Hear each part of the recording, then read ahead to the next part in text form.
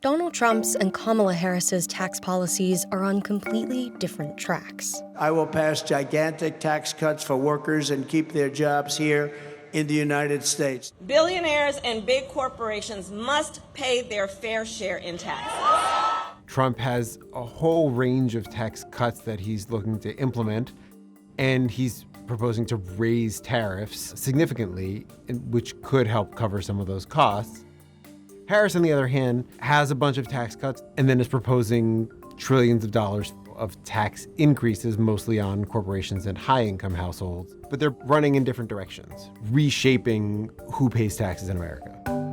On one track, Trump has proposed roughly $2 trillion more in tax cuts than Harris, and would impose major tariffs on imported goods, which could help pay for those cuts. On the opposite track, Harris would cut taxes for households that make under $400,000 and would raise taxes on corporations and the rich. This is how Trump's plan could work. Trump is borrowing much of his tax policy plans from his previous stint in the White House. He wants to extend the tax cuts he signed into law in 2017.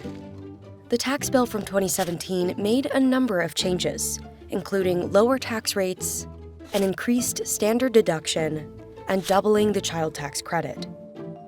But those changes for households are set to expire at the end of 2025. The tax cuts Trump has proposed on the 2024 campaign trail could come at a heavy cost, more than $6.5 trillion over 10 years. Extending the tax cuts past 2025 could end up costing the federal government more than $4 trillion over a decade. Trump recently proposed a lower corporate tax rate of 15% that would only apply to companies that make products in the U.S., estimated to reduce federal revenue by $200 billion over the next decade. And a reduction in the corporate tax rate from 21% to 15% solely for companies that make their product in America. Trump has suggested eliminating the income tax on Social Security benefits. In 2022, almost half of Social Security recipients paid those taxes. There will be no tax on Social Security. We're going to stop it. No tax on Social Security. Ending income taxes on Social Security benefits could cost the federal government as much as $1.8 trillion in revenue over a decade.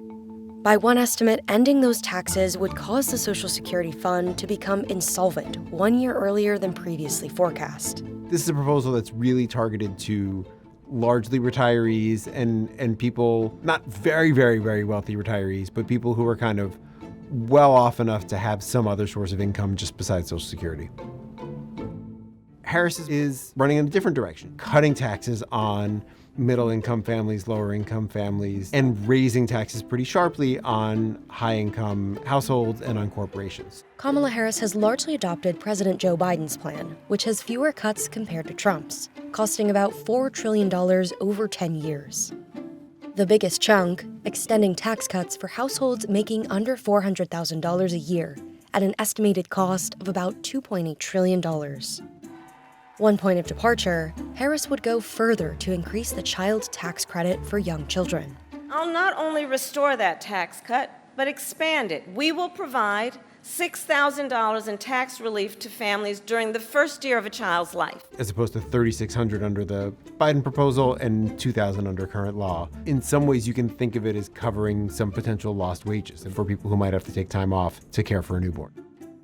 Harris also proposes an expanded credit of $3,600 for children under 6 and $3,000 for older children. Altogether, her child tax credit plan would cost $1.2 trillion over the next decade. Harris also announced a substantial first-time homebuyer tax credit as part of a larger plan to address housing affordability. While we work on the housing shortage, my administration will provide first-time home buyers with $25,000 to help with the down payment on a new home. It's a $25,000 in down payment assistance as opposed to $10,000 first-time homebuyer credit that President Biden had talked about, and that's roughly $100 billion according to some estimates. To raise revenue, Trump's plan focuses on taxing imported goods, particularly from China. We're going to have 10 to 20% tariffs on foreign countries that have been ripping us off for years. Trump loves tariffs. Tariffs basically are taxes on imported goods. The concern would be that middle-income households use a greater share of their income to purchase imported goods than very high-income households do. Trump has also said he wants to repeal the clean energy credits in the Inflation Reduction Act passed by Democrats in 2022. We're going to terminate his Green New scam. It's going to be terminated, and we're going to end this war on American energy. I think Republicans generally are opposed to the electric vehicle tax credits, certainly the generosity of electric vehicle tax credits.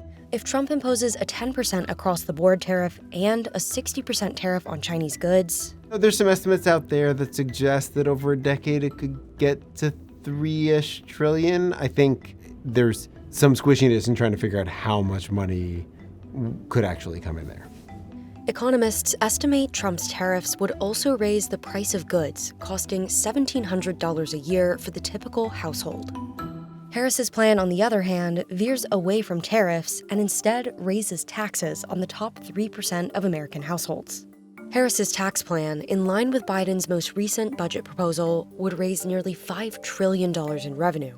A big part of that plan is bringing the corporate rate up to 28%.